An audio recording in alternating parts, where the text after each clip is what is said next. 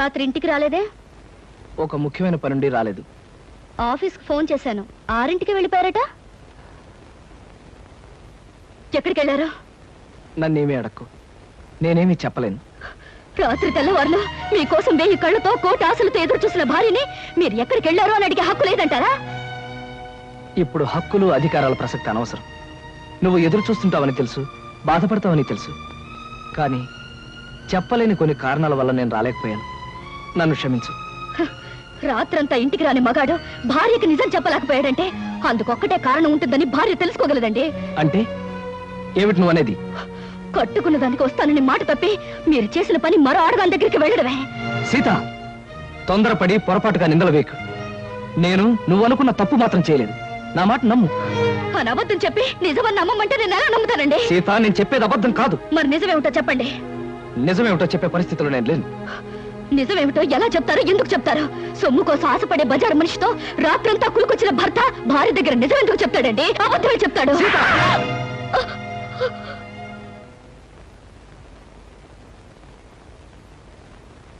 సీత, భార్యాభర్తల మధ్య ఉండవలసింది నమ్మకం. భర్త మాట భార్య, భార్య మాట భర్త నమ్మలేని రోజున వాళ్ళ మధ్య ఉన్న బంధం తెగిపోతుంది. నమ్మకం అనేది నిజం చెప్పే మనుషుల మీద ఉంటుంది కానీ అబద్ధం చెప్పే మనిషి మీద కాదండి. అబద్ధం అనే పునాదుల మీద కట్టుకున్న మన సంసారం అనే భవంతిని మరో పెద్ద అబద్ధం చెప్పి కూల్చి పారేసింది మీరేనండి. అత్తయ్య, మీరే చెప్పండి. రాత్రి వస్తానని చెప్పిన ఆయన కోసం కంటి మీద కులుకు లేకుండా ఎదురు చూసింది నేను ఎందుకు రాలేకపోయారని అడగడం తప్ప? లేదమ్మా, నీ తప్పేం లేదు. ఏరా, కారణం చెప్పలేనంత రాతకార్యం ఏం చేస్తావు? రాత్రి అమ్మాయి అడిగిందని కొట్టడానికి నీకు చేతులు ఎలా వచ్చాయరా? ఒళ్ళు పొగరెక్కితే పెళ్ళాన్ని తల్లడానికి చేతులు కళ్ళు అన్నీ వస్తారా? రాత్రంతా అడ్డమైన తిరుగుళ్ళు తిరిగి అమ్మాయి ప్రశ్న అడిగిందని విరుచు పడతారా భ్రష్టుడా? నాన్న, నువ్వు రాకపోవడానికి సవ్యమైన కారణం అంటూ ఉంటే అదేమిటో చెప్పరా? చెప్పు. ఇతన్ని నిలదీసి అడిగినంత మాత్రాన్ని ఎలా చెప్పగలరు సార్? ఎవయా నైట్ జాలియా? నిద్రలేని మొహం చూస్తుంటే తెలియడం లేదు. రాత్రంతా బ్రహ్మాండంగా గడుపుకుంటాడు. వ్యధవేషాలు వేసిన చాలక నీ తప్పును గప్పించుకోవడానికి అడ్డాపండి. అవకాశం దొరికింది కదా అని కాకులాగా అందరూ నన్ను పొడుచుకు తినాలని చూడకండి. మీకేం తెలిసిన మాట్లాడుతున్నారు? పెళ్ళైన దగ్గర నుంచి నాలో నేను ఎంత ఆవేదన అనుభవిస్తున్నాను మీలో ఎవరికైనా తెలుసా?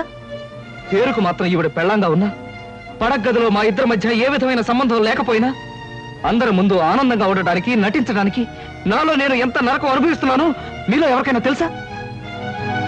కట్టుకున్న ఆడది పట్టుదలతో ఈ రోజు వరకు నన్ను ముట్టుకోలేదన్న విషయం మీకు తెలుసా?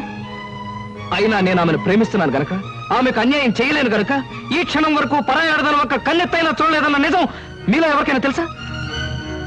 ఒక్క రాత్రి నేను ఎందుకు రాలేకపోయానో చెప్పలేనంత మాత్రాన నేను తప్పు చేసినట్టుగా కన్నవాళ్ళు భావించారు, పరాయి వాళ్ళు భావించారు, ఆఖరికి కట్టుకున్నది భావించింది. మగాడిగా నా ఓర్పుకు హద్దుంటుంది, మనిషిగా నా సహనానికి ఓ పరిధి ఉంటుంది. ఈ రోజు నా వాళ్ళు అనుకునే వాళ్ళంతా నన్ను వేలెత్తి చూపించారు. నా ఓర్పు చచ్చిపోయింది, నా సహనం నశించిపోయింది. సీత, ప్రేమ అనే బంధం తెగిపోయాక, మగవాడన్నవాడు తెగించాక ఏం చేస్తాడో, ఎలా మారిపోతాడో ఇక నుంచి నీకే తెలుస్తుంది. నీకే కాదు, నన్ను అన్యాయంగా ఆడిపోసుకున్న అందరికీ కూడా నేను మారిపోతే ఏమవుతానో చూపిస్తాను. వస్తాను.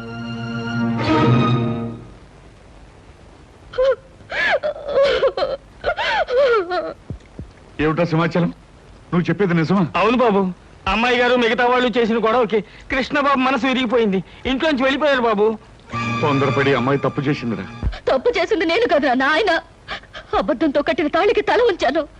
అంతస్తులు వదిలి ఆయన ఇల్లాలుగా బ్రతకటం అలవాటు చేసుకున్నాను. మనసు మార్చుకుని ఆయనే దేవుడు అనుకునే క్షణంలో నన్ను, నా ప్రేమని నిర్లక్ష్యం చేశారు. నిన్న రాత్రంతా దేంతోనూ గడిపి నా గుండె గాయం చేశారు. అది కాదు బావగారు, ఆ అట్టగాడిది రాత్రంతా చిందులు తోకొచ్చాడు. ఎక్కడికి వెళ్ళేవరా, ఏం చేశారో అని అడిగితే కనీసం జవాబైనా చెప్పకపోతే దాని అర్థం ఏంటి చెప్పండి? చెప్పమంటావా శంకరయ్య? అలా నీ కొడుకు వెళ్ళిపోయాడు అంటే అతను మహానుభావుడయ్యా, మహోన్నతుడని అర్థమయ్యా. నాన్న, ఏమిటి మీరు అనేది? అవునమ్మా, అతను చిన్నవాడైనా చేతులెత్తి దండం పెట్టవలసినంత పెద్ద మనసు గలవాడమ్మా. పెళ్ళం ఇంట్లో కాచు కూర్చుంటే రాత్రంతా అడ్డమైన తిరుగులు తిరుగుచిన మనిషి. చాలే, ఆపవే. తొందరపడి నిందలు వేసి కాపురాలో నిప్పులు పోసుకునేది నీలాంటి ఆడవాళ్ళని. రాత్రి అంతా అతను ఎక్కడ గడిపాడు అనుకున్నావు? నీ తండ్రికి గుడ్డు జబ్బొచ్చి చావు బతుకుల్లో మంచం పడితే తెల్లవాళ్ళు నిద్రాహారం లేకుండా సేవలు చేస్తూ గడిపాడే. మరి నాకు ఆ విషయం ఆయన ఎందుకు చెప్పలేదు? నిజం నీకు తెలిస్తే నువ్వెక్కడ కంగారు పడి కన్నీరు పెట్టుకుంటావునని చెప్పొద్దని అతని దగ్గర మాట తీసుకున్నాను.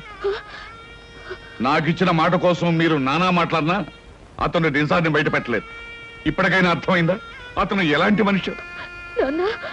సీత, నీ అహంకారాన్ని అహంభావాన్ని భరిస్తూ నీ పంతాన్ని పట్టుదలని సహిస్తూ ఇంతకాలం నువ్వు ఏ సుఖం అందించకపోయినా నిన్నే తన గుండెల్లో పెట్టు దాచుకున్న అతన్ని నువ్వు నిందించడం చాలా ఘోరం, నేరం. నా కూతురికి బుద్ధి లేకపోవచ్చు, మీ అందరి బుద్ధి ఏమైందయ్యా? మీలో ఎవరో కుటుంబాన్ని పట్టించుకోక రూపాయి సంపాదించక మీ ఇష్టం చెట్టు తిరుగుతుంటే మీ అందరికీ ఇంత తిండి పెట్టిన మనిషి అయ్యి అతను. కన్నవారి కోసం ఎండనక వాననక కష్టపడ్డ మనిషి అయ్యి అతను. అలాంటి మనిషిని గురించి నిజం తెలుసుకోక అవమానించడానికి మీకు బుద్ధి ఉండద్దు. సీత, తెగే వరకు దేన్ని లాక్కూడదమ్మా. తెగించే వరకు ఏ మనిషిని బాధ పెట్టకూడదు. నిజంగా తప్పు చేసిన భర్తలను సైతం క్షమించగలిగే గొప్ప మనసు ఉండాలమ్మా భార్యలకి. అంతేగాని ప్రతి చిన్న తప్పుకి పెద్దగా గొడవ చేసుకుంటే ఈ లోకంలో ఏ కాపురం నిలబడలేదు తల్లి, ఏ కాపురం నిలబడలేదు. నా తప్పేమిటో నాకు అర్థమైంది నాన్న, ఇప్పుడే అర్థమైంది. అమ్మాయి గారు కొంప మునిగిపోయింది. ఏమిటయ్యా, ఏం జరిగింది? ఏం జరిగిందో చెప్పవయ్యా. కృష్ణబాబు ఆ టైపిస్ట్ పిల్లెంట్లో మకాం పెట్టారట. ఆమె పెళ్లి కూడా చేసుకుంటా. లేదు, అలా జరగడానికి వీల్లేదు నాన్న. ఆయనకి ఇప్పుడే నేను ఫోన్ చేసి మాట్లాడతాను. నా తప్పులన్నీ మన్నించమని, అవసరమైతే ఏ శిక్షణ విధించమని కోరుతాను. ఆయన నేను దక్కించుకుంటాను, ఆయన దక్కించుకుంటాను.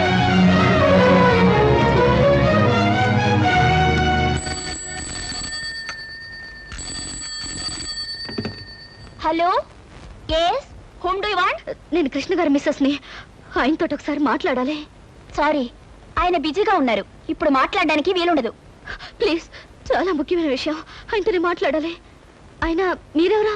నేను ఆయన పర్సనల్ సెక్రటరీని. మీతో మాట్లాడడానికి వారి ఖాళీ లేదట, ఆయనే చెప్పమన్నారు. Hello hello,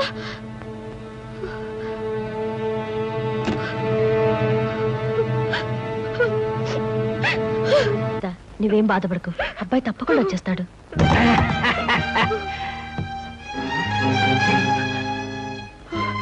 hello hello my dear house members, ఓ నా ప్రియమైన కుటుంబ సభ్యులారా, హౌ ఆర్ యు? మీరంతా ఎలా ఉన్నారు? ఏమిటి అలా చూస్తున్నారు? ఓహో, కాబోయే పెళ్లి కొడుకు పెళ్లి కూతురు ఎలా ఉన్నారా అని చూస్తున్నారా? డార్లింగ్, లేకెందుకు విషయం చెప్పండి. ఓ యా యా స్వస్తి శ్రీ చాందమాన సంవత్సరస్, సారీ నోరు తిరగట్లేదు, డాష్ డాష్ లగ్నం ముందు వధువు చిరంజీవి సౌభాగ్యవతి లిల్లిని వరుడు రామకృష్ణకిచ్చి పెళ్లి చేయడానికి తామే నిర్ణయించుకున్నారు. కాబట్టి ఆ శుభముహూర్తమునకు మీరందరూ లక్ష్మీ కళ్యాణ మండపమునకు విచ్చేసి క్యూలో నిలబడి ఆశీర్వదించ ప్రార్థన. ఇవ శుభలేఖలు.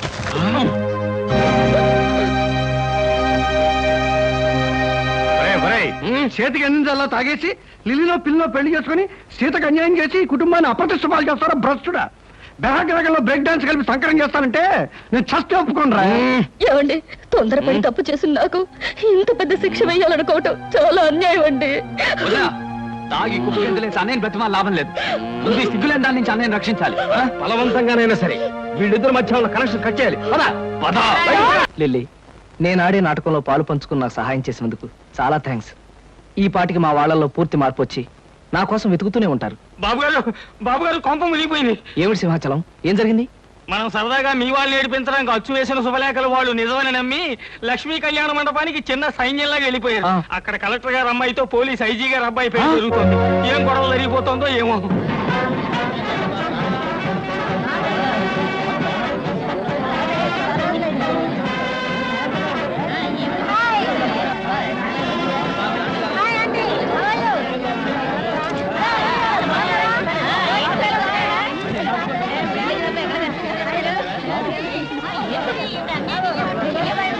ఏమండి, ఇదేనండి మీ వాడు పెళ్లి చేసుకోబోతున్న కళ్యాణ మండపం. శుభలేఖలు అయిపోయారే ఉంది. ఏమిటయ్యా, చాలా పెద్ద బందోబస్తు పెట్టాడు. ఆ వెధవా నేనొచ్చి వాడి చెవి మెలిపెట్టి సప్తస్వరాల్లో ఏడిపించి ఎక్కడ ఇడ్చుకుపోతానని పోలీసు బందోబస్తు ఏర్పాటు చేశాడండి దొంగ రాజకీయాలు. నాన్న శుభలేఖలో రాసిన ముహూర్తం దగ్గర పడుతుంది, ఎలాగైనా పెళ్ళి ఆపాలి, పదండి నాన్న. ఏమండి ఆలస్యం చేస్తే అమ్మాయికి అన్యాయం జరిగిపోతుంది, పదండి. అవునన్నా, దూసుకెళ్ళి అన్నయ్య రెక్కో చొక్కా పుచ్చుకుని ఈడ్చుకుని వచ్చి. ఏమిటండి ఆలస్యం చేస్తున్నారు? కావాలంటే మగాళ్ళ మధ్యకి నేను వెళ్తాను. మగాళ్ళ మధ్యకెళ్ళే అవకాశం ఎప్పుడు వస్తుంది? కాసుకొచ్చాం. ఏమండి సూత్రధారం టైం దగ్గర పడుతుంది, పదండి.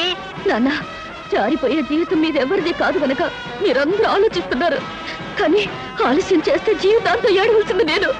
అందుకే నేనే ముందు వెళ్తాను.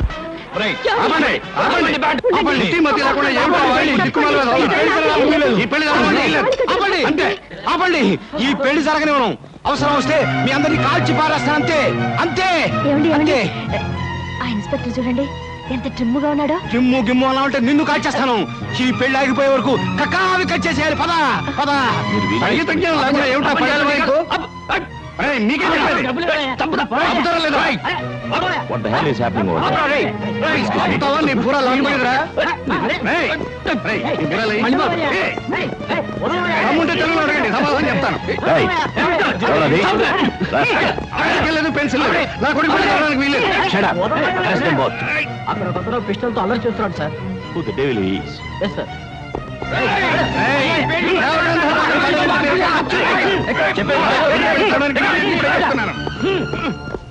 నాతో పాటు మీ అందరూ కూడా ఈ పెళ్లి నాపేయండి, లేదా షూట్ చేసి పారేస్తాను. ఆడపిల్లకి అన్యాయం జరుగుతుంటే చూస్తూ ఊరుకుంటారా మీరు?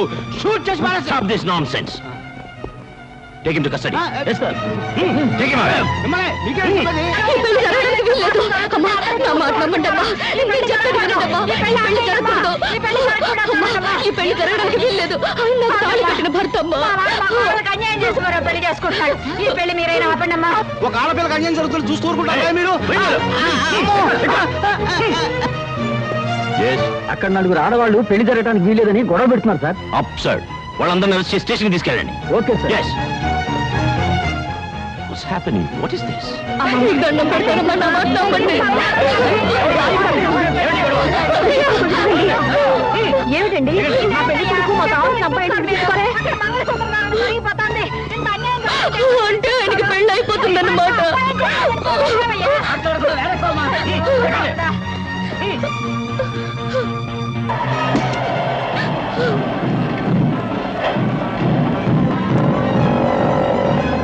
అదిగో వ్యాన్లో తీసుకెళ్తాం. అదిగో వ్యాన్.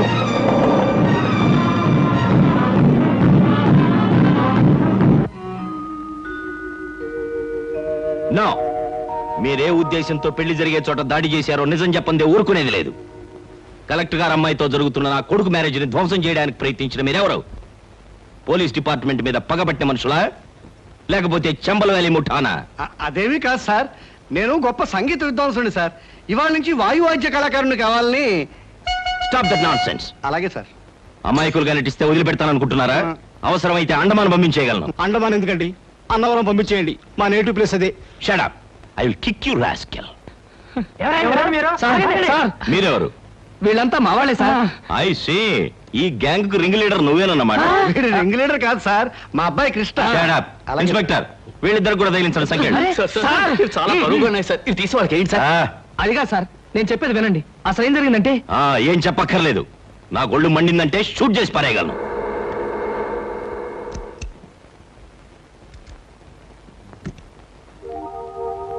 ఒరే కోటిగా, నువ్వా? రా. కోటిగా, ఇన్నాళ్ళు ఎక్కడ తెచ్చావురా? ఇక్కడే వచ్చాను కానీ నువ్వు నాకు చిన్న సాయం చేయాలరా. సాయమా? అడుగు. ఏమిటది? మరేం లేదు, వీళ్ళంతా మా వాళ్ళేరా. వాట్? పెళ్లి పందిట్లోకి కళ్ళు దాగిన కూతుర్లా ప్రవేశించిన ఈ ముఠ నీ వాళ్ళ? Damn discourage man. సారీరా, అసలు ఏం జరిగిందంటే, నువ్వు చెప్పే పథకం బానే ఉంది మావయ్య, కానీ ఆ పోలీస్ ఆఫీసర్ పెళ్లి పందిరిలో మన వాళ్ళు చిందులు వేస్తే ఆ పోలీసు వాళ్ళు ఊరుకుంటారా? ఊరుకోరండి, మక్కలు ఎరగదని బొక్కలకు దోసేస్తారు. ఆ భయమేం అక్కర్లేదయ్యా. ఈ ఊరొచ్చిన అజీ నా చిన్ననాటి స్నేహితుడు. నేను ఇక్కడున్నట్టు వాడికి తెలియదు, అందుకే వాళ్ళ అబ్బాయి పెళ్లి కూడా నన్ను పిల్లలేదు. అరెస్టులు జరిగి మన వాళ్ళందరికీ బుద్ధి వచ్చిన తర్వాత వాడితో చెప్పి వాళ్ళందరినీ నేను బయట తీసుకురావచ్చు. ఇది బ్రహ్మాండం. అదిరా సంగతి. వెల్, మొత్తానికి కట్టుకున్న దానికి కన్న కూతురికి బుద్ధి చెప్పడానికి మీ అల్లరి అల్లుడు నువ్వు కలిసి ఆడిన నాటకం అన్నమాట ఇది. ఏమయ్యా, ఇంతకీ మా శుభలేఖలు నీకెలా వచ్చాయి? మీ కార్డులు కాదు సార్, మా మావయ్య ధైర్యం చెప్పడంతో ఓ అరడజన్ కార్డులు నేనే ప్రింట్ చేయించి మా ఇంట్లో వాళ్ళ మొహాన కొట్టాను. ఐసీ ఇన్స్పెక్టర్, వీళ్ళందరి బెడీలు తీసేయి. ఒరే కోటిగా, ఇప్పుడు గనక నువ్వు రాకపోయి ఉంటే వీళ్ళందరినీ జైల్లో వేయించావంట్రా. ఏమండి, భర్తను అర్థం చేసుకోలేని భార్య కాపురాన్ని ఎలా నరకం చేసుకుంటుందో నాకు అర్థమైందండి. నన్ను మన్నించండి. సీత, చూడమ్మా, భార్యాభర్తలిద్దరూ లా అండ్ ఆర్డర్ లాగా కలిసిమెలిసి ఉన్నప్పుడే కాపురం డిసిప్లిన్డ్ గా ఉంటుంది. నా అభిప్రాయం కూడా అదేనండి. రే, ఇంతకాలం మీ డిపార్ట్మెంట్ ద్వారా మానభంగాలు మద్దలే జరుగుతాయని విన్నాను, కానీ ఇప్పుడు మీ డిపార్ట్మెంట్ ద్వారా కాపురాలు కూడా చక్కబడతాయని అర్థమైందిరా. ఒరే ఒరే, మా డిపార్ట్మెంట్ మీద జోకులు వేసావంటే ఇప్పుడు తీసిన బేడీలన్నీ నీకు వేయిస్తా. అంతకన్నా ఒక జత బేడీలు మా ఇద్దరికి వేస్తే పర్మనెంట్ గా విడిపోకుండా ఉంటామండి. మీకు బేడీలు కాదురా, ఇంట్లో పెట్టి తాళం వేస్తాను. You mean house arrest? నా అభిప్రాయం కూడా అదేనండి.